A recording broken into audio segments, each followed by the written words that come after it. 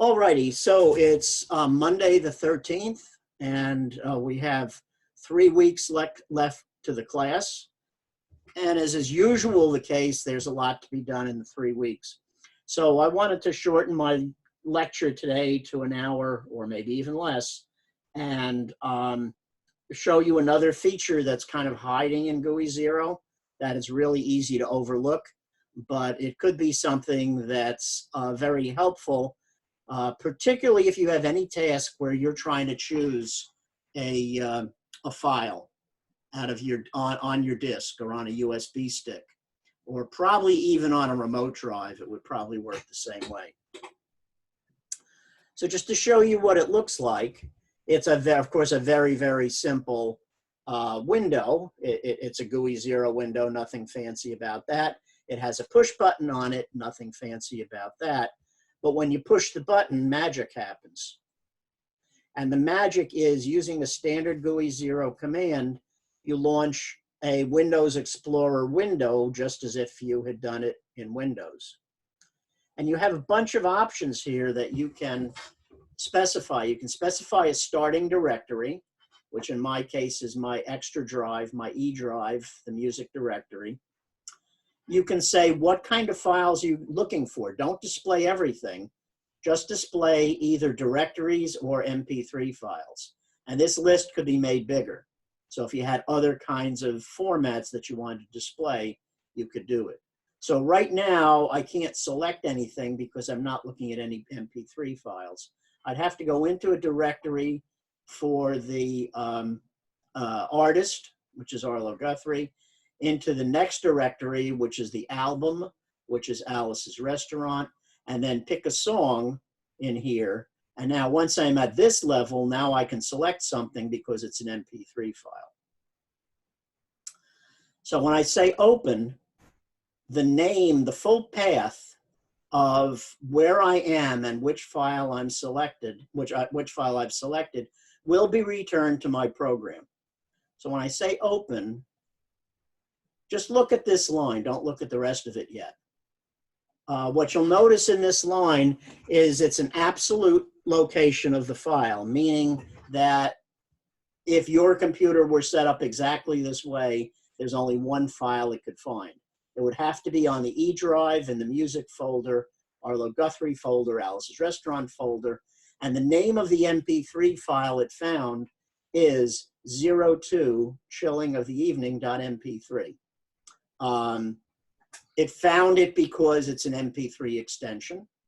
And it looks like the way most things are when you rip them from CDs or you buy an MP3 file, they precede the name of the track with the track number. So this happened to be the second track in that album.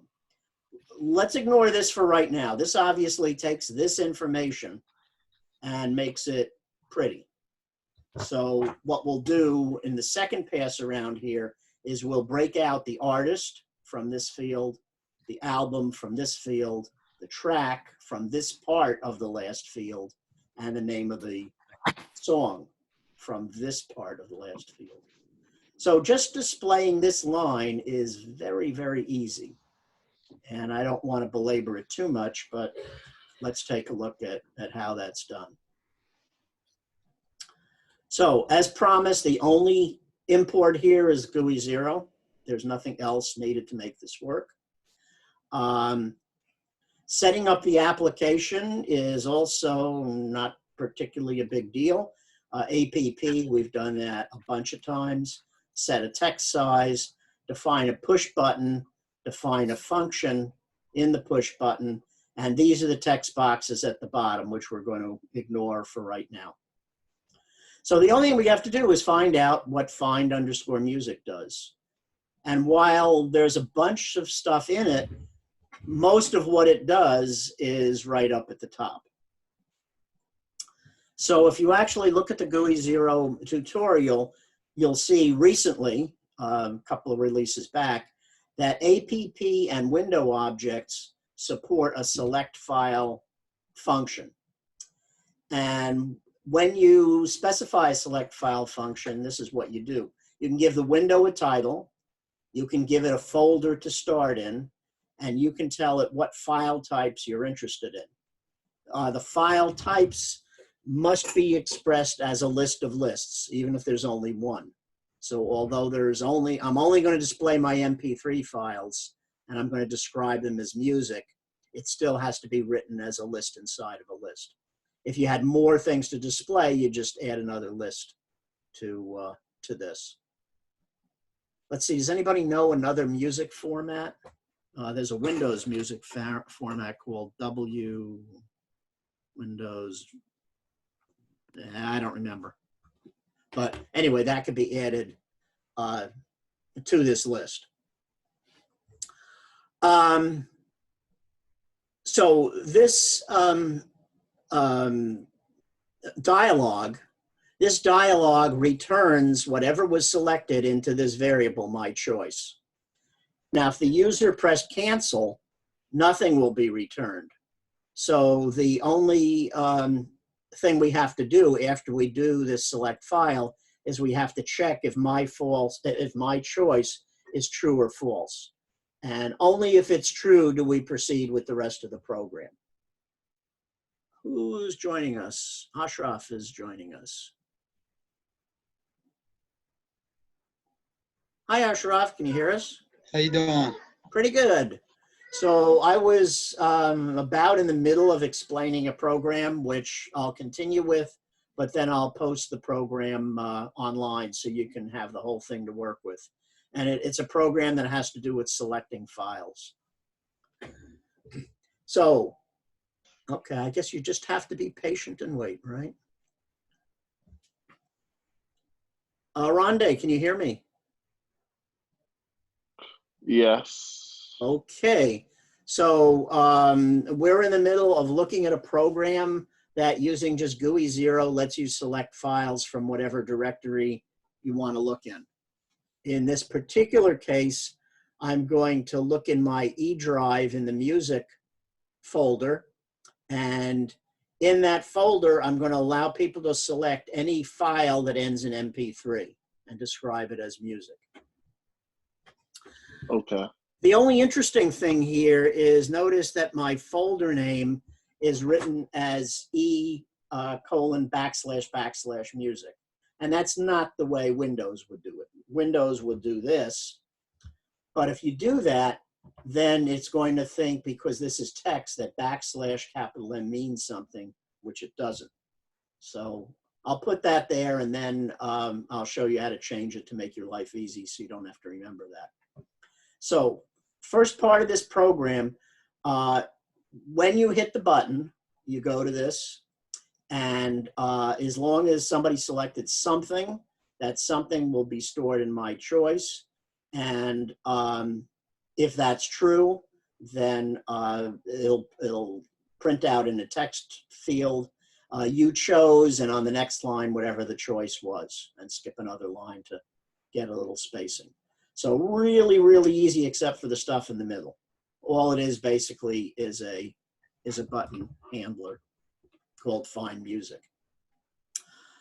Let me go back, because if not, I will forget, and mention something.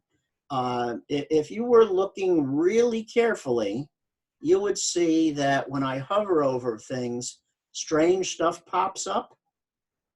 And the reason it does is this was a brand new release of PyCharm that I was offered, 2020.1. And it offers some really nice things. And this is one of it. Anything that it can find out information about something that is highlighted, it just displays it with a hover. So this is, if you notice, is the same as the description on the top of the tutorial pages. If I hover over this, it says, well, that's just a text field that comes out of that. If I hover over push button, I'll find out more about push buttons. And also down here, whoops, you gotta be a little careful about where you're scrolling. Down here is essentially the guizero tutorial description. So you can now get a whole bunch of information out of just hovering over things. Hey, Zach, can you hear me? Yes, I can. Okay. So I can't go back to the beginning, but somebody fortunately reminded me to set the record button. So everything we've said up till now will be recorded. I was just showing off some of the fancy new features that I found in PyCharm 2020.1 release. And one of them is by hovering over your guizero things, basically you get as much information as the basic information in the guizero tutorial. This probably is would just say it's a string. Okay. All right, so one more time. We were talking about why we needed 2 backslashes up here, and that's because backslash has a special meaning in Python, which it doesn't have in Windows. But recognizing that, let's look at what this program looks like when it runs. A simple old button, press the button. The magic is I get a file dialog out of guizero, just like you would out of Windows. This is my starting directory. This is my artist. These are the albums I have for that artist. We'll select an album. And now, since there are MP3 files in here, it'll show me the content of the album. So now I can finally go in here and click on something. It will show up down here. This is the name of the file. The file's name is literally 06 on the road again.mp3. So when I open it, let's just look at this line here. Notice that from Python's perspective, when you're talking about a file, it's okay to separate out your directories with forward slashes instead of what Windows says, which is backslashes. And forward slashes have no special meaning to Python. So this is what the file dialog gives you. And that means that Python will accept this as long as you realize that that really should be a backslash from a Windows perspective. So who's our our Mac folks out there? Is it a backslash or a forward slash on Mac? Separating directory. I'm about to double check real quick. Okay, well, not a big deal. I think it's a forward slash. So that just cleans that up. You don't have to remember to put 2 backslashes. If you put 1 backslash, it will come back and say, I don't know what you mean about backslash M. What are you trying to do? That's why you would need to have 2. But this is easier, a forward one. Okay. So now that I've gone down this road, it's probably worth looking at. So that's about all there is to say about these select file statements.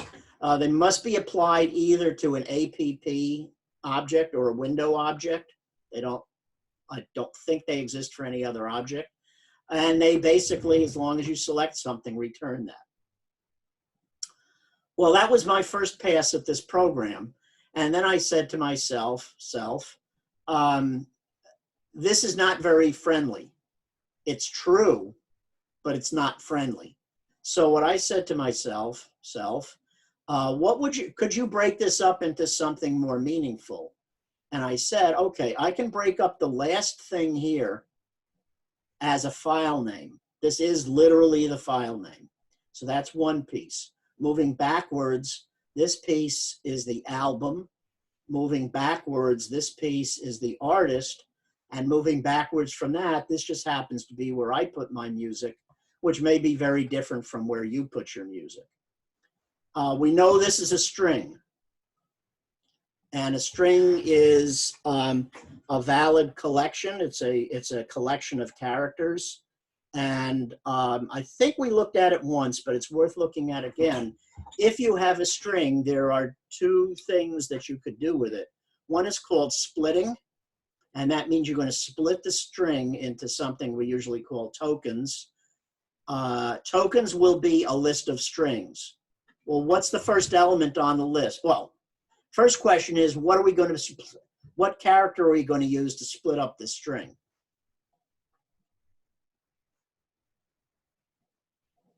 Somebody wake up. You said what character? Yeah, if I want to get meaningful information out of this string, I'm going to split it into pieces. Well, splitting implies a split character. What do you suggest I use for a split character? Like a symbol or something? Say what? Like a symbol or something? Oh, sure, it's a character. I must use a character as the split character, but I'm looking for a suggestion about what that split character should Not be. a slash. Slash. Is it a star? Who said slash? Me. Okay, you win the prize. There'll be a free donut waiting for you, probably at the beginning of next semester. Yeah, so this is a string, and my first pass through here says, I want to split this string up based on a // and that will isolate the the file information, the album information, the artist information, and I don't really care from a user's perspective about where I put my music. You'll probably put it someplace else. So what we're going to do next is we're going to look at splits. I'll make this just a little bigger. Oh, the other exciting news about PyCharm 2020.1 is that they're now showing things in a new JetBrains font called Mono. So the font that you see here is a little different, and it's called a Mono font. So here we go. And using the brand new hover feature, if I come and hover over split, it actually doesn't tell me anything because nobody's perfect. So I need to tell you how split works. You start with a string, and then and actually it looks like it's telling you the value of the string. So it says title, where the string comes from. And I'm going to split it based on a // and that's going to be my separator. I don't think I need to say SEP equals, but why not? So what does it mean to split a string? It means take the string, build a list, and assign that to the variable on the opposite side, on the left side of the assignment. So do this, which is a split, and the results will automatically form a list and be assigned to tokens. So how many tokens will be in that list?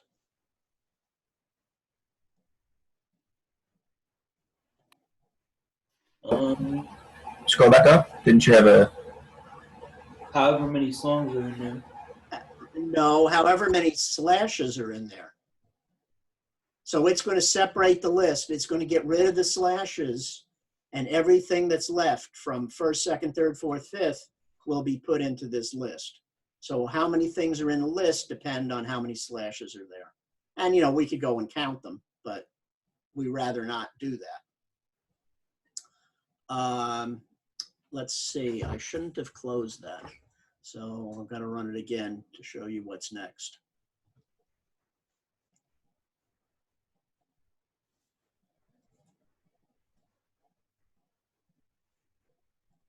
Okay, so in this split will be E:, next element, next thing in the list is music, next thing is Arlo Guthrie, next thing is Alice's Restaurant, next thing is 03, Ring Around a Rosy Rag.mp3. So that's what the split looks like. Now things get weird, but convenient weird. If you look on your cheat sheet, a lot of space in that cheat sheet, I think on the first page, yeah. On the first page is a section called Sequence Containers Indexing. Anything that is a container of data can be referred to by its index. And we're used to index indices like 0, 1, 2, 3. What's weird is that it also lets you specify a negative index. So somebody go out on a limb and tell me, what does it mean by a -1 index? Any idea? For a free donut? From Dunkin', yeah, not Dunkin' Donuts. What's the donut street, good donut shop called? Duck Donuts, there we go. Donut from Duck Donuts. -1 means the last element of the split. So not only is this 0, 1, 2, 3, 4, but this last thing is also -1. So here's -1, here's -2, -3, -4, -5. So 0 through 4, or -1 to -5. So this isolates O3, ring around a rosy rag.mp3, and calls it song 1. The reason it's song 1 is that I need to do more to this string. Okay, what do I need to do to this string? Well, nobody using the program needs to know that it's an MP3. That's true, but nobody needs to know it. So what I'm going to do is I'm going to take song 1, which is a string, and I'm going to split it based on a period. So if I look at this last part, which is called song 1, how many tokens do I have when I split it on a period?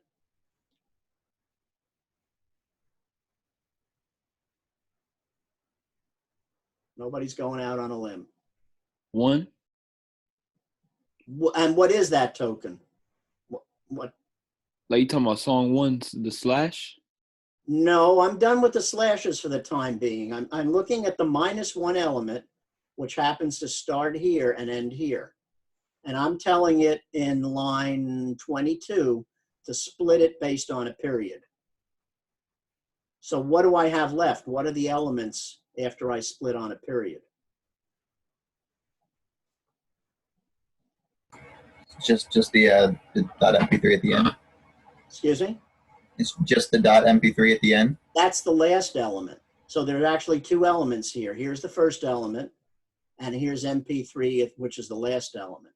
Now, since I don't care about that, I'm going to build a new variable called song2, and I'm just going to take the first element of the split. So that will eliminate the .mp3. And this is the hard part. The rest of this turns out to be quite easy. Getting the track and the title of the track is a little tricky. Okay, so I've gotten rid of this. Now I have this. Now I want to make another split. I want to make a split to get rid of the track information. So I'm going to split again, song 2, and I'm going to split it based on spaces. And now I'm going to have 1 element, second element, and rag will be the third element. And what I'm trying to do is I'm trying to get rid of the O3, or at least use it in another place. So, so here's my split of song 2. And now we have another one, which line 30 is just something that anybody who's not familiar with Python should just get real upset about. Once you're familiar with it, then okay, and by the way, it works. So that's the good news. And I promise this is the last hard line that we'll look at. Remember that we could split, which we've done a couple of times. We can split a string based on a separator. We can also join, and I wonder if we get any more information out of join. That is weird. We get information out of join, but we don't get information out of split. Okay. So join, your first pass at join says, well, it's the reverse of a split. And it's not quite the way it works. The way it works is this, and it appears that it's backwards, but it's not. When I join things, I'm going to combine them. The question is, what, if I just combine them, I'm just going to see things without spaces in it. Well, while I'm combining them, while I'm building up a list to combine them, I want to add a single space in between each element of that list. So this is what you want to put in between the elements. This is what you want to join. And this is also weird. This, and it's called a slice. This says start at element 1, element index 1, which is the second one, 0 is the first, and go to the end and grab every element. Once again, if you look at the section on the cheat sheet, it gives you several examples of that, but you really have to play with it to appreciate how to use it. So now I've gotten everything separated. Now it's easy. We can do the rest of it in 5 minutes. This is the text field for the choice. That's this. Then we're going to create 4 text fields. One for the artist, one for the album, one for the track, one for the title. So these are just sitting here waiting. And now that we've done the splits, we're going to take the track and refer back to track tokens, the first element, that is the track. The title is been already stored in track name. The album is back to the original tokens, the -2 element, and the artist is the -3 element. So in this case, the artist, the -3 element, is Arlo Guthrie. The album, the -2 element, is Alice's Restaurant. The artist, oh, what did I do? Artist album. The track, track value. The track is the 0 element of this split. And the title is track name, which got built by joining the other element to that split by joining it with spaces in between the elements. And that's the story, and I'm sticking to it. So there's 2 interesting things about this program, which I promise I'll send you, especially if you arrived late, or if you have any use in Python for picking files out of directories. Thank you. All right, so select file basically does this. Click a button, run a function. The function says app select file. It pops a brand new window as if by magic. We have the root of that window. By default, the root would be your current directory, but I specified the root. In that root, there is nothing selectable because there is no MP3 files at this level. All there are directories. So I can keep chugging. And in this directory by Gillian Welsh, who's, anybody know Gillian Welsh? I didn't think so. No. Best described, I guess, as a bluegrass singer and does some really, really good stuff. Actually, this album is, in my opinion, by far the best she did. So we select that album, and now we see all the MP3 files in there. Now I have things that are selectable. So I can open this up. I can see they're all MP3 files. Now when I select, I get it down here. And notice what we're going to do. Can I click up here? Yeah, I can. I'm going to return E:music, Gillian Welsh, The Harrow and the Harvest, 06, down along the Dixie line.mp3. So that is going to get returned in here. And then the rest of the program is just to take this string and split it into useful information. To do that, I have to work backwards through the string because I don't know what's here. I don't know how many elements are here. And I don't know or don't care if somebody else runs the program where they stored their music. So the last element of the string, I get rid of the MP3. I isolate the track number.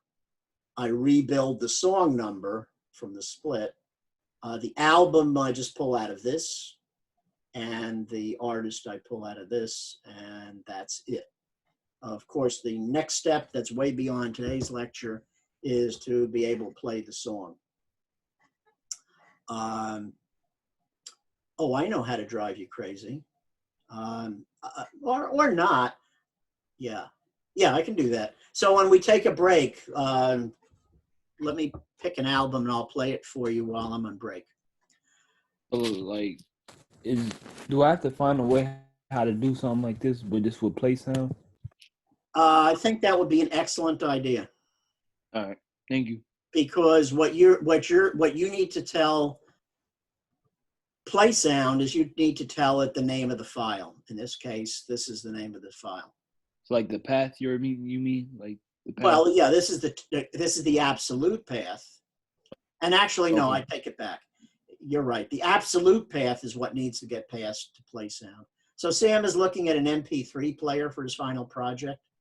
And this is something that he could easily pick up and use for selecting files. All right. So I know enough not to ask if anybody thinks this is interesting, because except for Sam. It's just something that you need to know exists, just in case. Select file. There's also a select directory. I don't find it as useful, but it's there.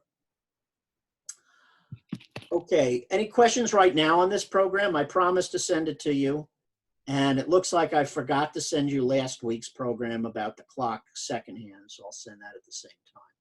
Questions on this? No. Okay.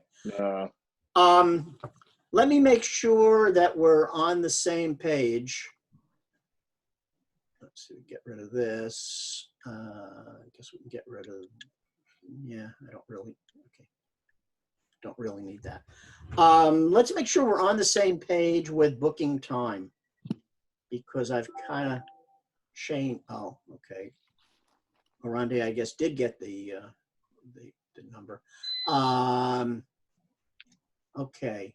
I sent to you a URL that has a new calendar on it. Sound familiar to anybody? It won't import into my thing. All right, we may have to look at that. Yeah, mine either. Uh-oh. Okay, well, we'll probably, somebody who can't import it, let's take a look and see what we can do. Like in the email? Yeah, well, we'll have to look. Let me show you what should have happened. You should have been able to bring up that calendar. And the name of the calendar is ITN160-401. Take a note of what color it is. Okay. And everybody in the class has permission to modify this calendar. So the idea is that you could use this calendar to make appointments instead of a string of emails. And the reason that it's better than you can book me is you can book me unless you pay them, only let you book hour slots. So why is this important? It's important because in the next 3 weeks, this week, I want to talk to everybody about how is your final project going. If you don't have much to say, it should take 5 or 10 minutes. Book yourself a slot in a time that's convenient for you, that's not unavailable for me. If you're stuck someplace, then take more time, take 15 or 30 minutes and book a slot. So that's the intent. We'll have to figure out why it's not working. So I guess nobody has been able to bring to see this calendar. Is that true? Yeah, I just tried it again while we're on here. It says you do not have access. Okay. How did you try to do that? I went in the email you sent me, and then it says add this calendar. Okay. So when I look, so I'm logged in to my DTCC. All right, let's back up. I'm logged into my DTCC. I went in the resource pages and I came down here to Google Calendar. Now I noticed there's a button over here for other calendars. And I noticed there's a from URL over here. So what I'd like you to try is to see if somebody can paste that URL in the email into here and then add it. Is it add this calendar, that URL right there? Well, that's the URL that should be in the email that I sent you. So that's the one we copy and paste? Yeah, into here, into your, so when you're looking at your calendar, Yeah. try that and we should be able to figure that out. Mm. Because I know that I added everybody individually to the calendar, which I can probably see settings and sharing.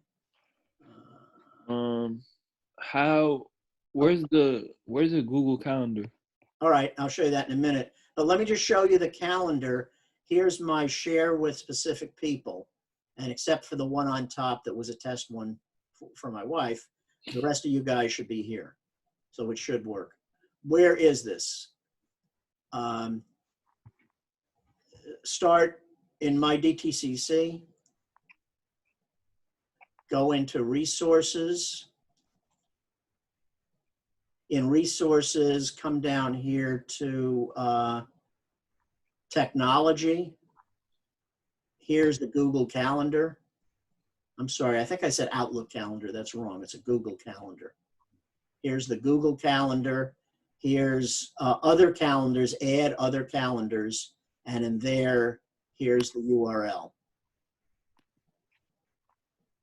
So if this works, fingers crossed, then everybody should be able to individually go in and add things here, and everybody else should be able to see it. And actually I did, I tried that out. Actually, I'm not sure how my wife got this into her calendar, but she did. When she added something into the calendar, then I saw it. So anybody who adds anything into this calendar, everybody else should see it. So what's the intent? The intent is this week, early as possible this week, so you have more time, book 15 minutes, unless you're very confident about your final project. Book 15 minutes into an available slot. So how do we do that? We click over here. It kind of tries to put it in the right place. You can move it if you've got it a little bit wrong. And then it opens this up. It gives you the time, which you can change. It lets you add a title. So if I'm going to book 10 to 10:15, I would do that. This is the final project review 1. And it probably would be handy to put your name in here and how it's scheduled. I just tried to import it with the URL. It still didn't work. All right, so we're going to have to do that one-on-one. Okay. So I'm gonna shut off that you can book me, because booking hours at a time isn't really going to be helpful to us. Well, I guess first we're going to try to get this going, and then I'll do that. Okay, so my other word to people that came late is I encourage you to check out the newest version of PyCharm, 2020.1. They seem to have added some nice things in it. All right, so I've met my goal of keeping this under an hour. So of course you can take this and do whatever you want to it. Like, I'm gonna get rid of it. Okay, so yeah, what I'm gonna do, I think, is I'm gonna take a 15-minute break till 9:30. For the rest of the class, which is actually, only the, how do we get a month out of this? View week, view month. Whoa. So we're sitting here. We have this week. This week I want to do the first review with everybody on their final project. I'm still available to do, some tutoring type things. If somebody's stuck on something, then Like other assignments? others, yeah. So I'm still available for other assignments, but I want to do with everybody a review, and however they have the grade book set up, once we do the review, I'll put 100 in there in that column. It's got to help you somehow. Next week, I want to do the second review. And again, I urge you to schedule it early in the week, not late, so you have more time. And then this week, we're going to do the presentations. I'd like to get them done Monday, Tuesday, Wednesday, Like the last week? the last week. So that's it. I mean, the semester, if you look on the schedule, the semester ends this Saturday, but that doesn't really apply to us. And I'm going to have grades in either the end of the day Friday or the middle of the day the following Monday. So I want everything submitted by the end of the day Thursday, so I can do that. So this week is review number 1. This week is review number 2. This week is the presentation. When you book your presentation, maybe you could put the title or a description in there. Normally, my original intent was the presentation was going to be in class to everybody. Well, that's not happening. Nor do I really believe that we're going to get everybody together for all the presentations. So the presentation will be in your own slot that you choose, and anybody who wants to join and see what you've done is welcome to, but I will join and I will see what you've done. So that's the best that I can do as that. The other thing you're going to do as part of your presentation is you're going to submit the PY file or files into D2L so that we have a record of what it is that that you've done.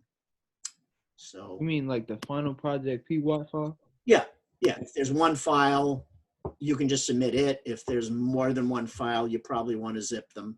And So I wouldn't have to submit more than one? I would just submit the one file, right? well, it depends what the project looks like. Okay. So Well, if it looks like the demo you showed us.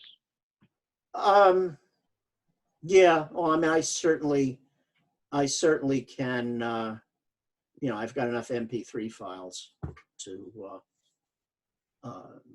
test it out. So I need to be able, I need to have your program as a record, and I probably also need to have your program to look at it and assign it a grade based on how good the program is. So what you're trying to do in your presentation is show off your program. What I need to do is say, okay, how well did you present? And how good a program did you write? And that's just me looking at your program in PyCharm. Questions on what's going on there? Okay, so let's see how we do this. All right, I'm going to stop the recording. Pause. No, I'm going to stop the recording because we're not doing lecture.